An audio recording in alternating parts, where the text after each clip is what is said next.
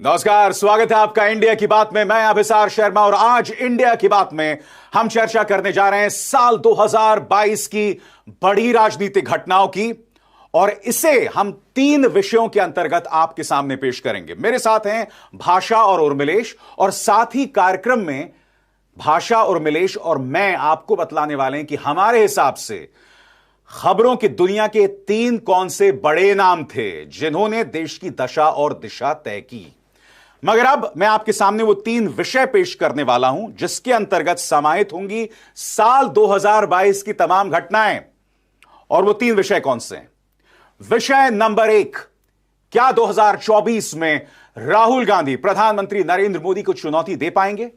विषय नंबर 2, ताकतवर होती भारतीय जनता पार्टी और उसके सामने बौनी पड़ती संवैधानिक संस्थाएं। और विषय नंबर 3, वॉइस ऑफ डिसेंट, यानी कि सरकार से सवाल करने वाली आवाजों पर पहरा और उग्र होती नफरती आवाजें, उग्र होता नफरती मीडिया। यह सब होगा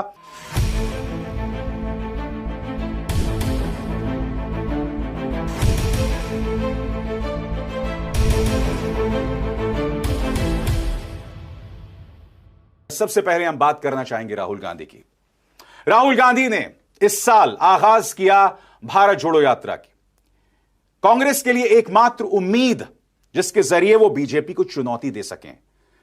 राहुल गांधी क्या पप्पू वाली इमेज से बाहर आ पाए हैं? बड़ा प्रश्न।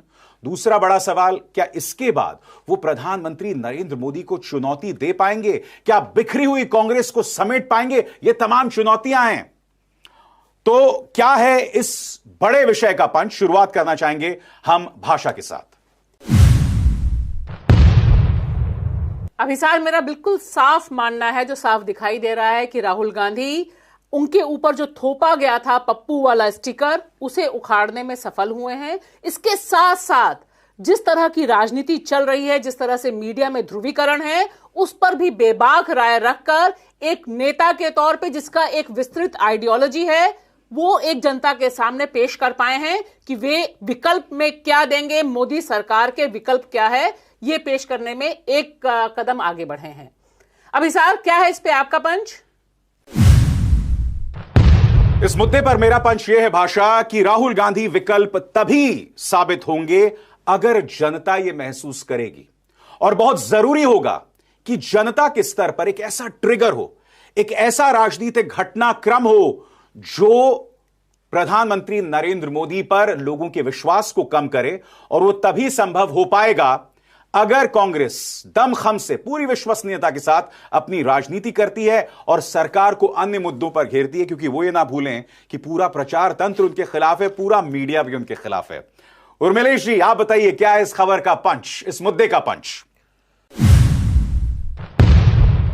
अभिसार, मैं समझता हूं कि राहुल गांधी ने अपनी पदयात्रा के दौरान सामाजिक स्तर पर लोगों को आकर्षित किया है, संदेश दिया है कि वो वाकई भारत जोड़ने को लेकर, नफरत मिटाने को लेकर सीरियस हैं।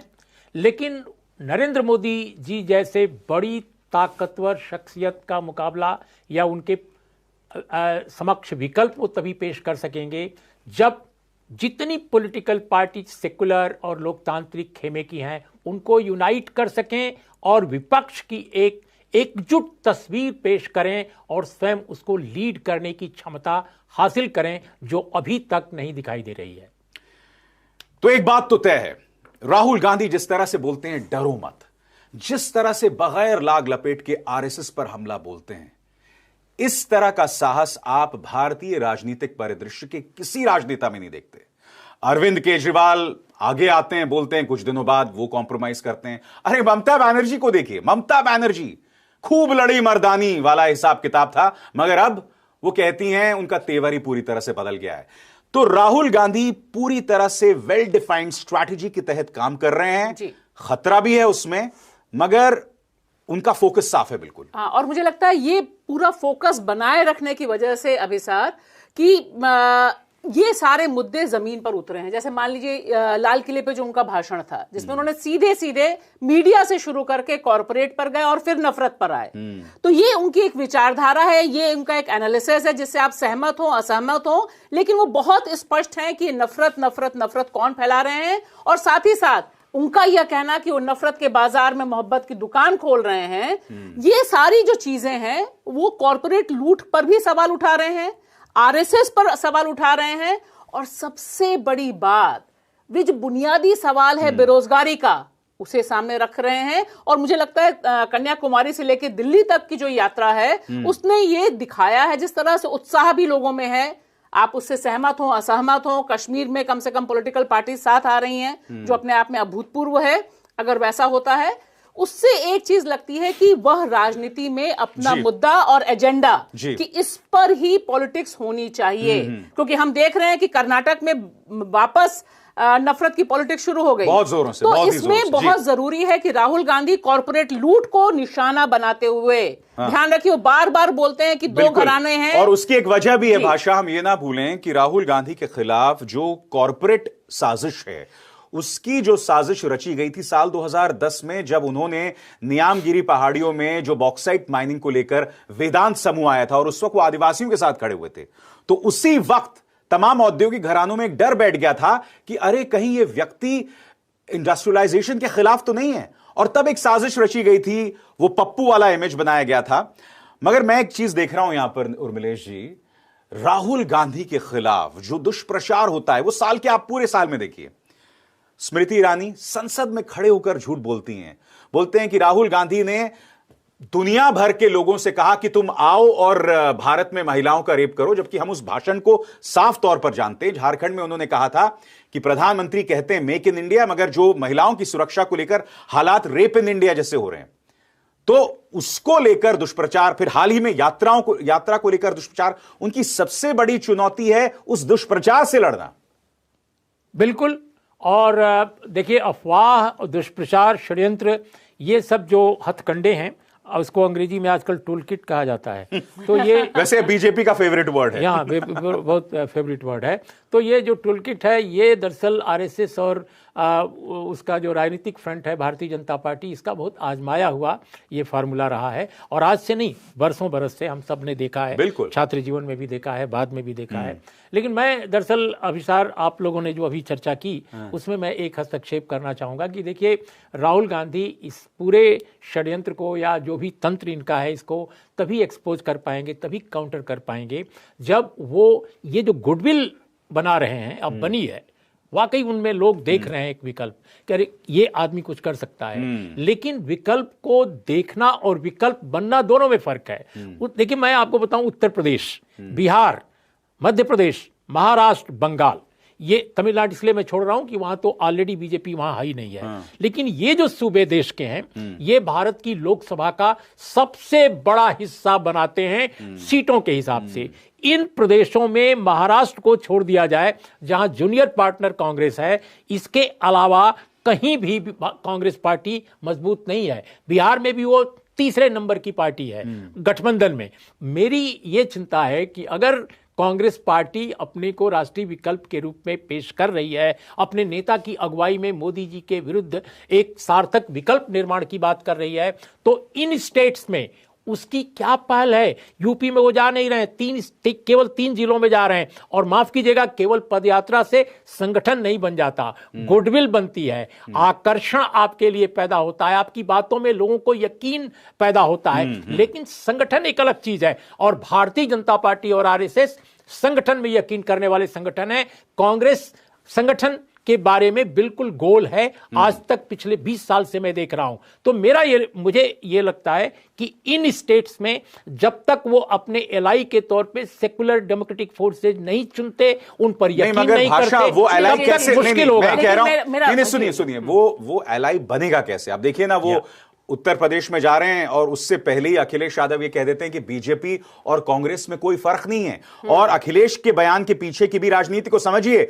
अखिलेश जानते हैं कि लोकसभा चुनावों में उनके वोट्स अगर कोई काट सकता है, अगर एक रिसर्जेंट कांग्रेस होती है, तो उनके वोट्स कांग्रेस ही काट सकती है। नहीं, सिर्फ इतना ही नहीं अभिसार, ये भी देखिए कि उत्तर प्रदेश में हाल में जो चुनाव होते हैं, हमने रामपुर और आजमगढ़ बहुत अहम है समझने के लिए कि पॉलिटिक्स, पर्दे के पीछे की पॉलिटिक्स क्या चल रही है। यूपी चुनाव जो इस साल हुए, उसमें जब मैं गई तब दिखाई दे रहा था जमीन पे कि बसपा का वोटर कहां है, किस तरह से अलायंस हो रहा है, किस तरह से सपोर्ट हो रहा है। तो ये जो इस समय की रणनीति है भाजपा और आरएसएस की, अभिसार और उर्मिलेश जी आप भी सहमत होंगे, वो दरअसल देश भर में जो बाकी पार्टियां हैं उनको अपने समर्थन में बी पार्टीज के तौर पे, या जिस तरह से ममता को उन्होंने काम डाउन किया, उनको बैठा दिया कि वो विपक्ष के तौर पे ना उठें, केसीआर पे लगातार हमला है। हम सब जानते हैं आंध्र प्रदेश में किस तरह से काम चल रहा है। तो ये सारी जो एक रणनीति है उसमें मुझे लगता है बहुत साफ है अभिसार, बिहार में उनका गठबंधन कैसे होगा, कैसे सरकार चलेगी, क्या होगा, वो तकरीबन एक स्ट्रक्चर में, एक फॉर्म में है। लेकिन ये बात सही है कि उत्तर प्रदेश निश्चित तौर पे बहुत कठिन प्रदेश है, और अब जो यात्रा शुरू होगी 3 तारीख से आगे तक, वह दरअसल 2024 का रोड मैप तैयार करेगी, क्योंकि 2023 में 9 राज्यों में चुनाव है अभी साल, और 9 राज्यों में सीधी फाइट है। उर्मिलेश जी, मैं आपसे एक सवाल पूछना चाहता हूं। आपने कहा भी भाई सेक्युलर और डेमोक्रेटिक फोर्सेस को साथ लेकर चलना पड़ेगा, मगर आप साथ लेकर तब चल सकते हैं जब आप लड़ने का जज्बा दिखाएं। अखिलेश यादव मैदान में उतरते हैं, अच्छा चुनाव लड़ते हैं, मगर आपको भी पता है लेट उतरते हैं। ममता बनर्जी झांसी की रानी की तरह मैदान में उतर जाती हैं, मगर फिर अचानक जैसे ही उनके वो मंत्री के घर से करोड़ों रुपए, पार्थ चैटर्जी के जो गर्लफ्रेंड के घर से करोड़ों रुपए मिलते हैं, तो वो अपने तेवर बदल देती हैं। तो दिक्कत यह है। और केसीआर, जिसकी अभी आप जिक्र कर रहे हैं, केसीआर आप जानते हैं उन पर भरोसा नहीं किया जा सकता, उनके तेवर आपको पता थे पहले क्या थे। तो ऐसे में ये सेक्युलर डेमोक्रेटिक फोर्सेस पे राहुल गांधी कैसे निर्भर करें? और उनकी प्रॉब्लम यह है कि जैसे आपने बताया, इन कई राज्यों में उनकी मौजूदगी नहीं है। यही भारतीय जनता पार्टी का सबसे बड़ा यूएसपी है। सबसे बड़े फायदे में भारतीय जनता पार्टी इसीलिए है कि क्योंकि कोई, देखिए, एक तो सबसे बड़ी जो प्रॉब्लम है आज की राजनीति की, कि जो लेफ्ट पार्टीज हैं इनका एक स्ट्रांग ब्लॉक नहीं है। जिस वक्त यूपीए 1 बना था, आपको याद होगा 59 एमपीज लेफ्ट के पास थे, 59, और सुरजीत साहब, हरकिशन सिंह सुरजीत एक सीमेंटिंग फोर्स बन गए थे यूनिटी के। लेकिन आज की तारीख में राहुल गांधी एक पात्र हैं, एक कैरेक्टर हैं जो कांग्रेस को रिप्रेजेंट करता है, लेकिन जो एक सीमेंटिंग फोर्स इन पार्टियों और कांग्रेस के बीच बन सकता था, वो मिसिंग है। और मुझे ऐसा लगता है कि आज की तारीख में जिन स्टेट्स की चर्चा भाषा ने की, हमने की, आप भी कर रहे हैं, वहां पर जरूरत इस बात की थी, और वो आज से नहीं, 2019 के बाद से ही, कि ईडी और सीबीआई का जो तंत्र है, जो इन सभी पार्टियों के नेताओं को तोड़ रहा है, मरोड़ रहा है, इसके खिलाफ एक मोर्चेबंदी होती और कोर्ट से लेकर सड़क तक लड़ाई होती। एक आखिरी चीज मैं कहूंगी कि देखिए, इसीलिए ये बहुत जरूरी है जो यात्रा चल रही है, ताकि एक वैकल्पिक आवाज को जमीन मिले। क्योंकि मुझे लगता है जमीन पर उतर के और जनता से मिले बिना, क्योंकि सारी संस्थाएं जितने हैं वो ईडी और बाकी के शिकंजे में हैं, उसमें बिना आप सीधे हस्तक्षेप किए कुछ भी नहीं कर सकते। क्योंकि हम यहां पर बैठ के डिस्कशन कर सकते हैं अभिसार, लेकिन चुनाव में उतरने के लिए जरूरी है कि गुडविल हो और विकल्प हो। एक वाक्य में अपनी बात खत्म करता हूं अभिसार। देखिए, देखो, मेरा ये कहना है कि कांग्रेस पार्टी कैसे यूनाइट इन सबको एक साथ कर लेगी आज की स्थिति में, जब वो स्वयं जितनी रीजनल पार्टीज हैं उनको कहती है कि ये विजनलेस हैं, इनके पास कोई विजन नहीं है, विजन सिर्फ हमारे पास है। आप बयान देख लीजिए। ठीक है, चलिए अब हम रुख करते हैं दूसरे विषय का, जिसका जिक्र अभी अभी भाषा और उर्मिलेश दोनों ने किया था। भारतीय जनता पार्टी साल 2022 में अगर कोई चीज दिखाई देती है कि भारतीय जनता पार्टी लगातार ताकतवर होती गई, मगर इस ताकत में एक अहम किरदार निभाया उन तमाम एजेंसीज ने जिसके जरिए उसने अपने विपक्ष को रौंदा। और इन तमाम चीजों के सामने संवैधानिक संस्थाएं इस तमाशे को देखती रहीं, कुछ नहीं किया उन्होंने, और भारतीय जनता पार्टी लगातार ताकतवर होती गई। क्या है इस मुद्दे का पंच? उर्मिलेश जी, आपसे शुरुआत करते हैं। अभिसार, मैं समझता हूं कि सीबीआई का और अन्य एजेंसीज का, ईडी तो बाद की प्रक्रिया है, लेकिन इनका इस्तेमाल, दुरुपयोग पहले भी होता रहा है आज़ाद भारत में। और लेकिन आज और तब में एक बड़ा फर्क है कि आज क्लाइमेक्स पर है इनका दुरुपयोग, और ईडी और सीबीआई सिर्फ राजनीतिक प्रक्रिया में उतार दिए गए हैं। ऐसा लगता है कि ये राजनीति के किरदार बन गए हैं। तो ये एक बहुत भयानक स्थिति है। इस मुद्दे पर मेरा पंच यह है कि मुझे ऐसा लगता है कि अगर हम भारतीय जनता पार्टी के हाथ में अथाह ताकत देख रहे हैं तो इसके पीछे आरएसएस की एक बुनियादी सोच है। हिंदू राष्ट्र का सृजन तभी हो सकता है जब एक ऐसे महामानव को पेश किया जाए जिसकी कोई जवाबदेही ना हो, जिससे कोई सवाल ना कर सके, यानी लार्जर देन लाइफ इमेज एक व्यक्ति की बनाई जाए। और इस मामले में स्वयं प्रधानमंत्री नरेंद्र मोदी और यह सब खेल दरअसल उसी के चलते हो रहा है। भाषा, आप बताइए क्या इस खबर का पंच? देखिए अभिसार, मुझे तो साफ दिखाई दे रहा है कि इस समय भारतीय लोकतंत्र आजादी से पहले की स्टेज में हम पहुंच गए हैं, जहां पर माना जाता था कि अंग्रेजों की सरकार है, सारा शासन है और आपके लिए कोई संस्थाएं नहीं है। और जिस तरह से पिछले 2014 से लेकर अभी तक तमाम संस्थाओं को एक जेबी संस्था में बनाने में सफलता हासिल की है बीजेपी में, उसमें निश्चित तौर पर यह दिखाई दे रहा है कि कोई भी संस्था से किसी भी गलत काम को, चाहे चुनाव आयोग हो चाहे ईडी हो, कहीं भी चुनौती नहीं मिलेगी। वह अपने मालिकों के धुन में ही गाना बजाएंगे और बाकी लोकतंत्र को उसी राह में चलाने की कोशिश करेंगे। अभी चाहे अनिल देशमुख को जिस तरह से बेल मिली, जिस तरह से यूएपीए के मामले और ईडी के मामले में पत्रकार सिद्दीक कप्पन को बेल मिली, उमर खालिद को 1 हफ्ते की बेल मिली, मगर ये तमाम चीजें क्या बतला रही हैं आपको? ये तमाम चीजें बतला रही कि केस कुछ नहीं था, मगर किसी तरह से टारगेट करो। और ये मैसिव और ब्रूटल पावर है बीजेपी की। चुनाव आयोग पूरी तरह से खामोश है तमाम इलेक्टोरल कोड ऑफ कॉन्डक्ट के वायलेशंस को लेकर। दिस इज ब्रूटल पावर और इसका कोई जवाब नहीं है, इसका कोई समाधान नहीं है। आपने बहुत महत्वपूर्ण नाम लिया चुनाव आयोग। देखिए, भारत के लोकतंत्र में जो तमाम संस्थाएं हैं, चाहे वो एग्जीक्यूटिव की हों या जुडिशरी की हों, इन सब का महत्व है। लेकिन चुनाव आयोग का तो बिल्कुल चुनाव कराने से लेकर और नतीजा लाने तक में इतनी महत्वपूर्ण भूमिका है कि जिसकी कल्पना नहीं की जा सकती है। टीएन शेषन के दौरान समझ में आया था कि चुनाव आयोग क्या है। टीएन शेषन के अनेक कदमों से मैं सहमत नहीं हो सकता एज ए जर्नलिस्ट, कई बार वो बहुत तानाशाही भी दिखाते थे, लेकिन उस व्यक्ति ने एक संस्था के हेड के तौर पे चुनाव आयोग को जवाबदेह और जिम्मेदार बनाया। लेकिन आज की स्थिति है कि चुनाव आयोग ठीक वैसे ही बन गया है जैसे सीबीआई है, जैसे आईबी है, जैसे ईडी है। तो मुझे ये लगता है कि पहले भी हम लोगों ने कहा है आपके इस कार्यक्रम में ही कि जब तक संवैधानिक संशोधन, जो न जाने कितने कर चुके हैं हम लोग, 103वां अभी कुछ दिन पहले हुआ था, जब तक आप संविधान संशोधन नहीं करते कि भैया आपके चुनाव आयोग के चयन की जो शक्तियां हैं वो सिर्फ एक आदमी के पास ना हो, राष्ट्रपति के नाम पर प्रधानमंत्री को। नाम तो राष्ट्रपति का है संविधान में, लेकिन दरअसल भारत के प्रधानमंत्री ही नियुक्त करते हैं आयुक्तों को। मेरा यह मानना है कि जब तक विपक्ष का एक प्रतिनिधि, जब तक जुडिशियरी का एक प्रतिनिधि और जब तक सरकार का एक प्रतिनिधि, तीनों नहीं आते, तब तक निर्वाचन आयोग की निष्पक्षता। और ये अपने आप में कितनी अजीबोगरीब बात है कि सुप्रीम कोर्ट में इस मुद्दे को लेकर चर्चा हो रही है। सुप्रीम कोर्ट ने कई तल्ख तेवर को इस्तेमाल किया, लेकिन कि आप जो है बेबाकी से अपनी बात कहिए, आप कठपुतली मत बनिए, मगर इन ऑब्जर्वेशंस का फायदा क्या है भाषा? जब फायदा ही नहीं है कि आप ऑब्जर्वेशन कर रहे हैं, वो फैसला अब तक आया नहीं, आया कि नहीं, कहां नहीं आया। कह रही हूं कि सिर्फ ऑब्जर्वेशन तक ही सुप्रीम कोर्ट का सारा प्रोग्रेसिव या जनता के बुनियादी मुद्दे, जनता ही नहीं, लोकतंत्र के बुनियादी मुद्दे पर सुप्रीम कोर्ट 2022 का अगर हम पूरा हिसाब उठा लें, सिर्फ ऑब्जर्वेशन दिया है लोकतंत्र को बचाने के लिए, फैसला कभी नहीं दिया।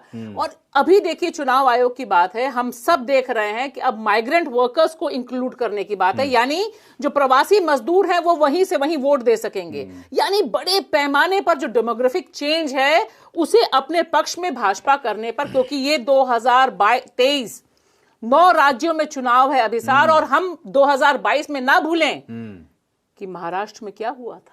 महाराष्ट्र बताता है कि जब सरकार और ईडी उतारू होती है किसी सरकार को, चुनी हुई सरकार को, जो कायदे से चल रही है, उसको किस तरह से हैक किया जाता है, किस तरह से विधायक आसाम ले जाते हैं और सब कुछ, सारी खरीद फरोख्त हो जाती है। सबसे दुख की बात यहां पर यह है उर्मिलेश जी इन तमाम चीजों को मास्टर स्ट्रोक मीडिया बताता है।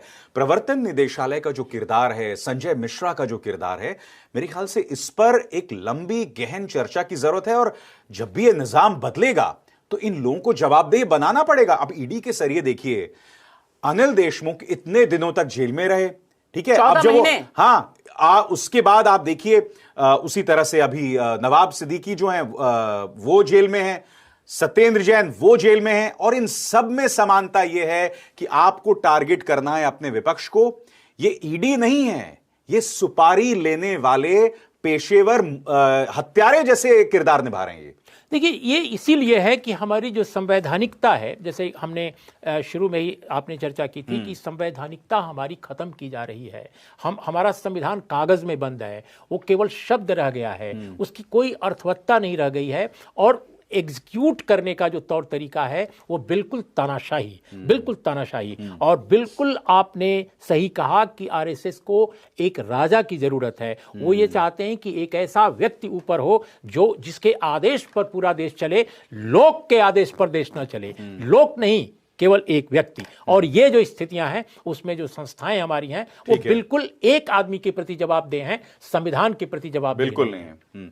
मैं एक और चीज यहां पे भाषा आपके सामने रखना चाहता हूं। हम चुनाव आयोग की बात कर चुके, हम संस्थाओं की बात कर चुके, मगर हम एक और पहलू की बात करें, वो पहलू है भीड़ तंत्र खड़ा करना। क्योंकि ये लोग क्या कर रहे हैं, अपने प्रचार के जरिए एक भीड़ खड़ी कर रहे हैं उन लोगों के खिलाफ जिनसे आप इत्तेफाक नहीं रखते, ऐसे लोगों के खिलाफ जो गैर राजनीतिक हैं, यानी कि वो फिल्म स्टार्स जो आपके अब हम बात कर रहे किरदार में। और 2022 का सबसे खराब दौर यह है कि एक फिल्म जो सेंसर बोर्ड पहले पारित कर चुका है, जिसका गाना बेशर्म रंग आ जाता है, वायरल हो जाता है, वह भीड़ तंत्र के दबाव में आकर उस गाने के ऊपर, उस फिल्म के ऊपर कहता है कि दोबारा से भाषा मैं आपको एक मिनट रोक रहा हूं, मैं आपको रोक रहा हूं। वैसे हम याद दिला दें, ये सज्जन कौन है, मैं अपने दर्शकों को याद दिला दूं। सेंसर बोर्ड के प्रमुख हैं प्रसून जोशी। और ये प्रसून जोशी वो हैं जिन्होंने मोदी जी का इंटरव्यू किया था और कहा था एक फकीरी है आप अपने लिए कुछ नहीं चाहते हैं। तो ये है वो सेंसर जी। और आप देखिए कि आज मुझे लगता है कि कितनी शर्म की बात है कि आप जरा चंद लोग, मैं कह रही हूं, यहां तो भीड़ भी नहीं उतरी। पद्मावत में तो आपने भीड़ उतारी थी सड़कों पे, बिल्कुल। यहां तो सिर्फ 2 सांसद बोलते हैं और कुछ लोग बोलते हैं। मध्य प्रदेश के गृह मंत्री, स्पीकर, प्रज्ञा। नहीं, आप देखिए ना, उस तरह से भीड़ नहीं उतरी, करणी सेना नहीं उतरी है। पद्मावत में तो आपने करणी सेना उतारी। तो यहां अगर आप टोटल उठा के देखिए तो 10 से 15 लोग हैं उतरते हैं, 2 संस्थाएं उतरती हैं। और ये भीड़ सिर्फ इन फिल्म स्टार्स के खिलाफ नहीं है, आपके और हमारे जैसे पत्रकारों के खिलाफ है। इतनी बदनामी एग्जैक्टली। और आगे भीड़ खड़ी कर रहे हैं और आगे यही भीड़ हो सकता है कि लोगों पर हमले लगातार करे और कराए। और एक और संकट है कि आज सेंसर बोर्ड का मसला है, कल हो सकता है कि सुप्रीम कोर्ट या अदालतें, मैं किसी एक कोर्ट का नाम नहीं ले रहा हूं, अदालतों में होने वाले फैसलों को बदलने का दबाव भी भीड़ डाले और फिर अदालतें कहें हाँ जी दबाव। ये फ्यूचर टेंस नहीं है, ये ऑलरेडी हो चुका है, ये हो चुका है। सुप्रीम कोर्ट के जज के खिलाफ पूरी का पूरा मुहिम हम देख चुके हैं, किस तरह से मुहिम चला। तो ये फ्यूचर टेंस में नहीं, ये तो हम मैं बता भी दीजिए, मामला था नुपुर शर्मा का। 2 जजेस ने बहुत तल्ख टिप्पणियां की, ट्विटर पर ट्रोलिंग हुई, उसके बाद उनके तेवर ही बदल गए सम्मानित जजेस के। अरे ट्विटर पर ट्रोलिंग तो मैं रोज सामना करता हूं, और उसके बाद सारी कहानी खत्म हो गई। सारा का सारा पता चला ये फेनोमेना बन जाए, यही नॉर्मल बन जाए, बिल्कुल नॉर्मल बन गया। देखिए उसके बाद अभी तो मान लीजिए एक्सेप्शन है, कुछ माननीय जजेस ट्विटर ट्रोलिंग से थोड़ा घबरा सकते हैं। नूपुर शर्मा के बाद आप उठा के देखिए, मैं तो दावा कह रही हूं, दर्शक भी जरा देखें कि नूपुर शर्मा वाले एपिसोड के बाद कितने मामलों में कोर्ट के जजेस ने ये हिम्मत दिखाई कि वो इस तरह के राइट विंग भाषा। मैं आपको मिसाल भी देना चाहता हूं। प्रज्ञा सिंह ठाकुर का भी नूपुर शर्मा वो भाजपा की प्रवक्ता जिसे बीजेपी ने फ्रिंज एलिमेंट बताया था, यानी बाहरी सतह पर बैठने वाली एक भड़काऊ बयान देने वाली शख्सियत जो कि बीजेपी की प्रवक्ता है, उस पर आज तक पुलिस ने कोई पूछताछ नहीं की। मगर और उसी तरह से वो तमाम जो भड़काऊ एंकर्स, चाहे वो मुकेश अंबानी का वो दंगाई एंकर के चैनल का जो दंगाई एंकर है वो, इसके अलावा आपने देखा होगा जुबैर जेल में थे जो कि फैक्ट चेकर हैं, उनके खिलाफ कोई मामला सामने उभर कर नहीं आया। मगर नुपुर शर्मा जिनके बयान से भारत की साख अंतर्राष्ट्रीय तौर पर कटी, उसको लेकर एक तरह से कोई कहीं से कुछ संज्ञान नहीं लिया गया। और इसीलिए अब हम रुख करने वाले हैं अपने तीसरे विषय का, और वो तीसरा विषय क्या है कि हमने साल 2022 में देखा कि सरकार से सवाल करने वाली आवाजें, वॉइसेस ऑफ डिसेंट, उन पर पहरा बढ़ा है। सामाजिक कार्यकर्ता बगैर किसी कारण के जेल में बंद हैं। स्टैन स्वामी, उनकी तो मौत भी हो गई। अब खबर यह आती है कि साहब किस तरह से उनके लैपटॉप को हैक करके उसमें जानकारी डाली गई और उसी जानकारी के आधार पर वो जेल में थे। मगर समानांतर तौर पर जहां वॉइसेस ऑफ डिसेंट कमजोर हो रही हैं, पहरा डाला जा रहा है जो नफरती आवाजें। नुपुर शर्मा की मैं मिसाल आपको दे चुका हूं। यति नरसिंहानंद सरस्वती मुख्य धारा हो गए हैं।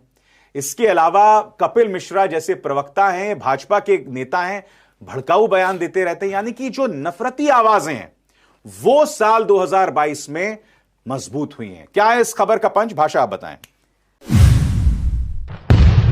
देखिए, मेरा मानना बहुत साफ है अभिसार कि मीडिया एक तरह से इस सारी नफरती ब्रिगेड का भोपू बन गया है। जो कॉर्पोरेट मीडिया हमें दिखाई दे रहा है वो दिन दहाड़े सुबह शाम सिर्फ नफरत और नफरत उड़ेलता है, और उसी के साथ साथ जो लोग विरोध में स्वर उठा रहे हैं उन्हें राष्ट्र विरोधी से लेकर हिंदू विरोधी से लेकर अनाप शनाप अनर्गल किसी के बारे में कुछ भी खबर चलाना वे अपना बुनियादी हक समझने लग गए हैं। और शायद यही वजह है कि 2022 में इस तरह से नफरत पर ठप्पा लोकतंत्र में लग रहा है।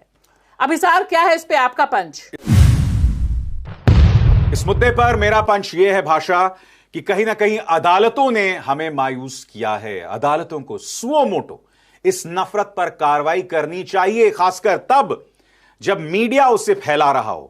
अदालतों ने अपनी तरफ से कुछ पहल भी की, मगर वो कहां गई? वो गायब हो गई। इसलिए अदालतों का किरदार इस मामले में बहुत मायूसी भरा रहा है मेरे हिसाब से। अगर माननीय जजेस मुझे इजाजत दें बात कहने की, आपके हिसाब से उर्मिलेश जी क्या है इस मुद्दे का पंच? देखिए, जो सत्ता है उसकी जो निरंकुशता है वो अपनी जगह है, लेकिन समाज में मेरा ये मानना है कि सिर्फ यही नहीं है कि कुछ दल, कुछ विचारधाराएं नफरत फैला रही हैं। सच यह है कि हमारे समाज के अंदर भी नफरत है, और ये नफरत सदियों से रही है। जब तक उसको हम काउंटर करते तब तक अपने देश में सोशल मीडिया का ये विशाल आकार सामने आया। और आज सोशल मीडिया जितनी क्रांति में काम कर रहा है, जितना बदलाव के लिए काम कर रहा है, उससे ज़्यादा बदलाव को रोकने में ये काम कर रहा है। अभी आज सुबह मैं एक वीडियो सुन रहा था, उसमें था कि कैसे कुरान में टीवी देखना मना है। मैं तो दंग रह गया। टीवी तो आया कब और कुरान लिखा कब गया? चलिए, मगर एक तरह से कहा जाए भाषा, ये बहुत ही डरावनी स्थिति है। आप बहुत ही मुश्किल धाराओं में किसी को जेल में बंद कर दें, उस व्यक्ति की उम्र गुजर जाएगी। खासकर अगर कोई ऐसा व्यक्ति है जो आपकी राजनीति के हिसाब से फिट नहीं बैठता, अगर वो अल्पसंख्यक हो, दलित हो, तो समाज भी उग्र होकर उसके पक्ष में आवाज नहीं बुलंद करता। ऊपर से चूंकि एक व्यक्ति का महिमा मंडन किया जा चुका है, उसे ईश्वर का दर्जा दिया जा चुका है, तो कोई भी जो उसकी आलोचना करता है आप उसे बर्बाद कर सकते हैं। अब देखिए, आनंद तुंबड़े रिहा हुए ना, सुधा भारद्वाज रिहा हुई, सिद्दीक कप्पन 2 साल से बंद थे, फाइनली आप रिहा करना का आदेश आया हुआ है, जमानती पे सही। हाँ, तो ये तमाम चीजें हैं आपके सामने, और ये अपने आप में कितना खौफनाक नजर आया है। और देखिए, मुझे लग रहा है कि अभिसार, ये अभी पत्रकार, बुद्धिजीवी, सोशल एक्टिविस्ट के बाद अब आप देखिए कि राजनेता, जो लोग प्रवक्ता हैं दूसरी पार्टियों के, साकेत गोखले को देखिए, किस तरह से उनको 3 बार अरेस्ट किया जाता है क्योंकि वो तृणमूल कांग्रेस से जुड़े हुए हैं, पहले पत्रकार रहे हैं, ट्विटर पे आरटीआई एक्टिविस्ट के तौर पे रहे हैं। मेरा मानना यहां बहुत साफ है कि ये एक नया नॉर्मल बन गया है, क्योंकि जिसको गिरफ्तार किया गया, मैं 3 नाम आपके सामने लेती हूं।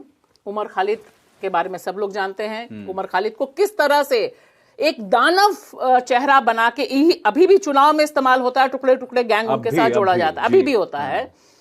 सद्दीक कप्पन, हम सब जानते हैं कि पत्रकारों के क्या हाल है। 42 पत्रकार जेल में किस किस स्थितियों में गए यहां पर, वो अलग बात है। और तीसरा जो सबसे बड़ा चेहरा हमें दिखाई दे रहा है, ये जो पॉलिटिकल अपोनेंट्स हैं आपके, जिनके ऊपर ईडी की रेड से लेके सारी चीजें, और वही सबसे बड़े भ्रष्टाचार के केंद्र के तौर पर मीडिया सुबह से शाम तक खबर चलाता है, तो मीडिया चला के उनका एक तरह से चरित्र हनन कर देता है तमाम लोगों के सामने। वे सबसे बड़े लोकतंत्र के खतरे। और अभी जिस तरह से दीपिका पादुकोण और शाहरुख खान को निशाने पे लिया, उससे यह साबित होता है कि ये किसी को भी जो इनके सेट पैटर्न्स में साबित नहीं होते या जिनका विरोध करने पे इनको लगता है कि बहुत इन्हें बढ़त हासिल हो जाएगी, वहां पर आप देखिए कि सरेआम सबके सामने ये वॉइस ऑफ डिसेंट भी नहीं है। मुझे लगता है अमिताभ बच्चन को भी ये लोग इसी तरह से निशाने पर लेंगे जिस तरह से बातचीत सामने आ रही है। बिल्कुल। तो किसी भी रूप में कोई और रंग, कोई और स्वर, मगर समानांतर तौर पर क्या हो रहा है उर्मिलेश जी कि कई जो खुलेआम नफरत की वकालत करते हैं, और ये नफरत की वकालत किसी गले कूचे में नहीं कर रहे हैं, ये दिल्ली में खड़े होकर, देश की राजधानी में खड़े होकर, जंतर मंतर जैसे पावन स्थान पर खड़े होकर इस तरह की बातें की जाती हैं। दिल्ली पुलिस इसमें कुछ गलत नहीं देखता है, और सबसे शॉकिंग, अदालत सुओ मोटो इस पर नोटिस ले सकता है। इनमें से कोई भी लंबी वक्त तक जेल में नहीं है। मतलब इमेजिन कीजिए, मतलब वैसे तो आप दीपिका पादुकोण एक ऑरेंज बिकिनी पहन लें तो उसमें हिंदू धर्म का अपमान हो जाए, मगर भगवा पहने एक व्यक्ति यह कहे कि भाई जिस तरह से हमें देश के खिलाफ जंग छेड़नी पड़ेगी। आपको याद होगा हरिद्वार में जो धर्म संसद हुआ था, खुलेआम अगर टेक्स्ट बुक सेडिशन कुछ होता है तो इस तरह के बयानात हैं, और यह नफरत बगैर नियंत्रण बेलाग आगे चल रही है।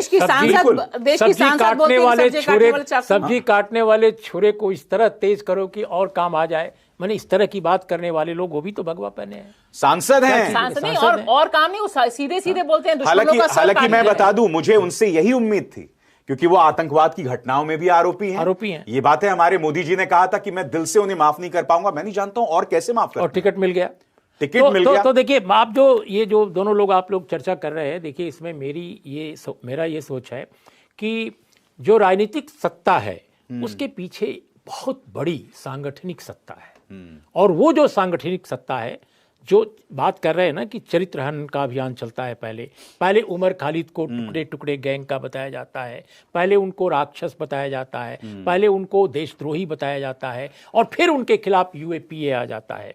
तो ये जो अभियान पूरा है, इसके पीछे जो शक्ति है वो सांगठनिक सत्ता की है। उनके पास संगठन है। दूसरे जो लोग विकल्प की बात करने वाले लोग हैं, उनके पास संगठन नहीं है, उनके पास अच्छे लोग कुछ हैं, उनके पास कुछ शराफत है, उनके पास कुछ लिखने पढ़ने वाले लोग हैं, कुछ कार्यकर्ता भी हैं, लेकिन ऑर्गेनाइज जो एक नेटवर्क होना चाहिए। देखिए आज की जो ये उभरती हुई निरंकुशता है या एक सेमी फासिस्ट टेरर जो आप दिखाई दे रहा है पूरे समाज के सामने, उसको काउंटर करने के लिए सांगठनिक तौर पे मजबूती जरूरी है। और आप जानते हैं सबसे दुखद बात यहां पर यह है, सबसे दुखद बात यह है कि अदालत भी जो है ना, वो ऐसा लगता है कि समाज की सामूहिक चेतना और समाज कैसे सोचता है उस पर फैसले देता है, बजाय कि तथ्यों पर फैसला दिया जाए। और अभिसार, एक चीज मैं और कहूंगी कि ये जब हम नफरत की बात कर रहे हैं, तमाम संस्थाओं की बात कर रहे हैं, एक चीज जो गड़बड़ा जाती है कि 2022 की हम विवेचना कर रहे हैं। आप देखिए 2022 किस लिए सबसे ज्यादा खतरनाक है? आम नागरिक के लिए अनप्रेसिडेंटेड यानी अभूतपूर्व महंगाई के लिए। अभी हमने देखा कि दूध से लेकर घी पर 50 रुपए का एक साथ दाम बढ़ता है, पेट्रोल का दाम बढ़ता है, डीजल का दाम बढ़ता है, बेरोजगारी चरम पर है, ये मुद्दे हैं नहीं। भुखमरी, देश में भुखमरी ये हाल है कि हम सोमालिया से कंपीट कर रहे हैं जो अंतर्राष्ट्रीय मापदंड है। ये 2022 में देन है जहां पर अनाज गायब है, बेरोजगारी है, और ये सब हटाकर वे चाहते हैं कि हम और आप और पूरा देश सिर्फ हिंदू मुसलमान और जिहाद के बारे में बात करें। अब जाते जाते शो को हम यहीं विराम देना चाहेंगे, मगर जाते जाते हम तीनों आपको बतलाने वाले हैं कि हमारे हिसाब से खबरों की दुनिया में 3 बड़े नाम कौन से रहे जिन्होंने देश की दशा और दिशा को तय किया। शुरुआत में उर्मिलेश जी से करना चाहूंगा, त्वरित आप बताएं 3 कौन से नाम आपके हिसाब से आते हैं जहन में। देखिए, मैं ये मानूंगा कि एक तो इस देश के प्रधानमंत्री, और जिस राजनीति की हम आलोचना कर रहे थे अभी, उसको सिंबलाइज करने वाले दूसरा नाम नरेंद्र मोदी जी। दूसरा जो एक बड़ा किरदार उभरा है सियासत में, जिसको हम सोच रहे हैं कि वो शायद राजनीतिक विकल्प पेश करने वालों का एक सेंट्रल कैरेक्टर बन के उभरे, राहुल गांधी। तीसरा जो मुझे महसूस हो रहा है कि सचमुच एक पॉलिटिकल बड़े प्लेटफॉर्म के तौर पे जो जनता की शक्ति का एक ध्रुवीकरण उभर सकता है, वो जैसे 2021 के अंत में, बिल्कुल आखिर में, इन्हीं दिनों जब हम बात कर रहे हैं, नाम बताइए। किसान आंदोलन का जो नेतृत्व था, उसने देश को दिखाया था कि कैसे प्रेशर में जनता के आकर सत्ता को भी अपना फैसला बदलना पड़ सकता है। वो जो नेतृत्व है, मैं समझता हूं कि वो। भाषा, आप बताइए 3 नाम। जी देखिए, मुझे लगता है कि 2022 को अगर हम देख रहे हैं तो सबसे पहले ईडी दिखाई देती है मुझे, जिसने देश की राजनीति को बहुत बड़े पैमाने पर प्रभावित किया। पहला ईडी, दूसरा राहुल गांधी, निश्चित तौर पे 2022 जहां खत्म हो रहा है एक संभावना के साथ हमारे सामने है, और तीसरा बड़ा नाम निश्चित तौर पर मोदी जी हैं, क्योंकि वही सर्वव्यापी हैं और चाहे नफरती ब्रिगेड हो या अर्थव्यवस्था का डूबना, सब उनके कंधों पर है।